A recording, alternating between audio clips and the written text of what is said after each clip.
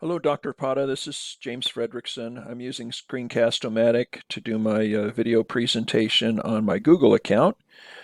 So without further ado, I'll go ahead and jump on into it. So I'm going to click the J here and go to Google account. And I've previously signed in and I'm staying signed in. And I'll just briefly touch on some of the different options we have here. So I'm going to go to personal information. And of course, I got my name and birth date and telephone and email contact information. I'm going to scoot on to data and personalization now. There's a lot of different things here that are very helpful. One of my favorites is Maps down at the bottom here and Drive. So I've used Maps quite a bit on my phone. I simply talk to my phone and say, okay, Google, and I'll say address and I'll tell them where I want to go and it gives me directions for my current location. So that's super handy. And also there's one called Drive. And I just started using this one last year.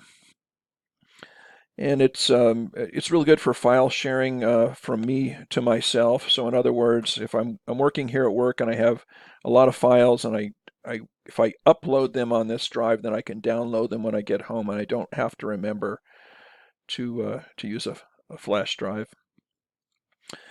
Also, it keeps track of your YouTube videos, what you viewed and where it was viewed, which is also handy. Let me move on back.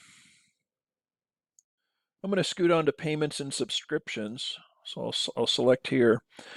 And this is a feature that I really didn't know anything about GPay. I assume that it's probably something close to PayPal. I do have a PayPal account, but I don't have a GPay account that I'm actively using.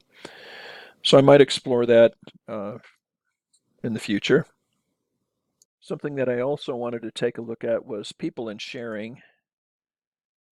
So I haven't added any contacts yet, but this may be good for sharing information. So I'm going to explore this this portion of it as well this semester.